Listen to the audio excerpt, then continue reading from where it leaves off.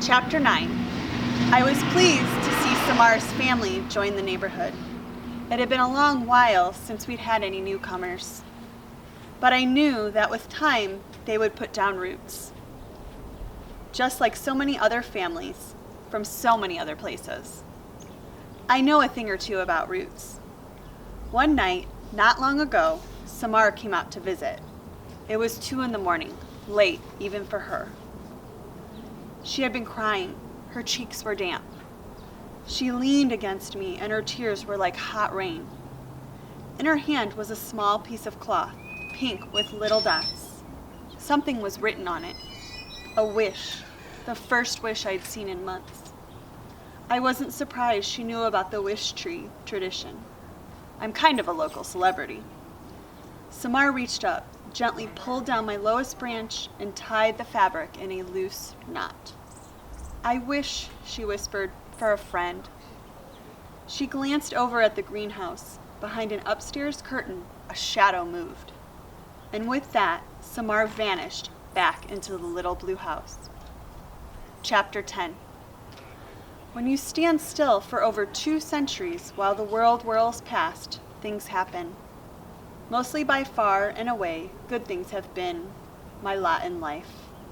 My leaves have cooled, pinnacles and proposers. Beneath my boughs have been made, hearts mended. Nappers have napped, dreamers have dreamed. I've watched ascents attempted, listened to stories spun. And the laughter, always and forever, laughter. But sometimes things happen that aren't so good. When they occur, I've learned that there's not much you can do except stand tall and reach deep. I have, for example, been hacked at, carved into, used for target practice. I have been underwatered, overpruned, fertilized and fussed over, ignored and neglected. I have been struck by lightning, battered by sleet. I have been threatened with axes, chainsaws, diseases, and insects. I have tolerated the sharp claws of squirrels and the nagging pokes of woodpeckers. I have been climbed by cats and marked by dogs. I have my aches and pains like everyone. Last year, I had a mite infestation that drove me nuts. Leaf, blister, sooty mold, oak wilt, leaf scorch, been there, done that.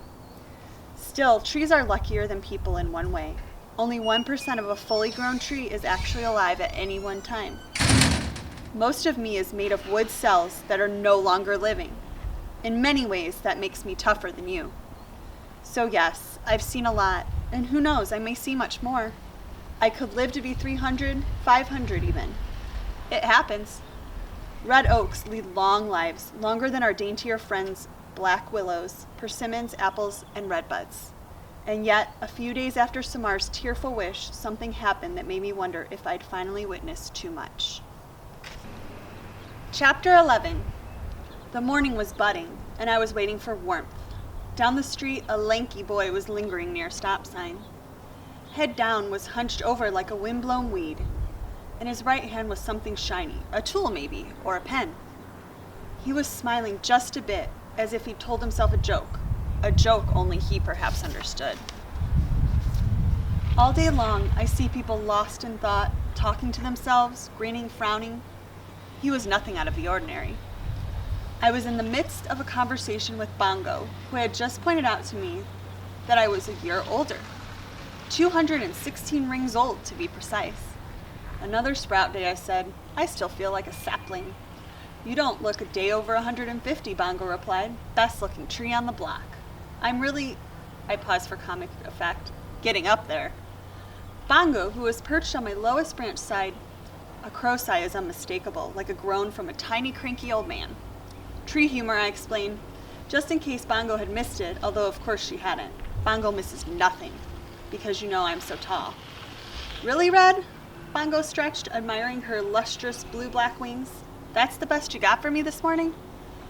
Maybe you'd appreciate my joke more if you weren't so sensitive about your stature, I teased. Corvids don't give a flying tail feather about height, Bongo said. Smarts, wiles, trickery, cunning, that's what counts in our neck of the woods. Corvids is a fancy name for birds like crows, ravens, jays, and magpies. Bongo says she's too classy for a label as common as crow. A soft wind tickled my branches. Spring, that old rascal, was teasing us with the promise of warmer days. The truth is, I said, it doesn't matter what size you are, Bongo. We grow as much as we must grow, as our seeds decided long ago. Red, way too early in the morning for the wise old tree routine, Bongo gave me a gentle peck. Although you're right, it doesn't matter how tall you are. In a fluttery blur, she sailed to a telephone pole far above my leafy canopy. Not when you can fly, pal. At almost the same moment, Samar and the boy who lived in the greenhouse, Stephen, stepped onto their porches. Both had backpacks. Both looked eager to greet the day. Their eyes met. Stephen nodded, just a flicker, and Samar nodded back. Not a hello exactly, just an acknowledgement. Stephen ran off toward the elementary school down the street, but Samar hesitated. Hello, she called softly. Stephen ran off toward the elementary school down the street, but Samar hesitated. Oops, I said that. Right on cue, Bongo replied, hello, as she did every morning, sounding just like Samar. Bongo can also do a passable tuba, an impressive chihuahua, and a fine police siren. Samar looked up at Bongo, grinned, and headed towards school. With that, Bongo let loose a hoarse and gleeful caw and set off to wait for children to arrive at school. She was a regular there. Everybody knew her. She enjoyed annoying the children, and they enjoyed letting her annoy them. Bongo especially liked to untie shoelaces while the children were busy retying them. She would snatch treats from their lunch bags. Every now and then, she would even make a polite request. She could say, chip, please. No way, and you rock when it served her purposes. Watching Bongo soar, I considered, not for the first time, my rambling roots. What would it be like to fly, to burrow, to swim, to gallop?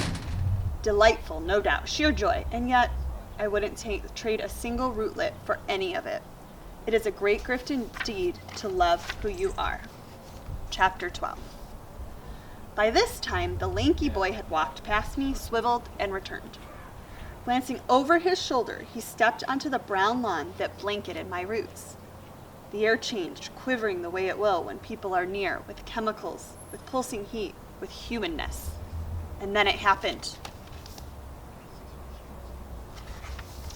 He dug into my trunk with the object in his hand. Fast, deliberate. Again, he checked his surroundings. An elderly woman crossing the street smiled at him and shook her head. She was probably thinking, how sweet, I'll bet he's carving a heart with initials in it. Oh, to be young and in love. People are under the impression that trees don't mind being carved into, especially if hearts are involved. For the record, we mind. I'd never seen the boy before. He was big, maybe a high schooler. It's hard to know with people. With a tree, I can sense to the month, sometimes to the day its age. I couldn't tell what he was carving, of course, but I could tell from the determined way he moved it that it was meant to hurt. Not me. Somehow I sensed it wasn't meant to hurt me. I was just his canvas. That said, it's not exactly a picnic getting hacked into. Bark is my skin, my protection from the world. Any wound makes it harder to fight off disease and insects. I wanted to yell, stop, to say something, anything. But of course I couldn't. It's not our way. Trees are meant to listen, to observe, to endure. He was done quickly. He stood back, admired his work, gave a little nod, and left. As he walked away, I saw the tool clutched in his fist, a little screwdriver with a yellow handle, thin as a twig, bright as a meadowlark.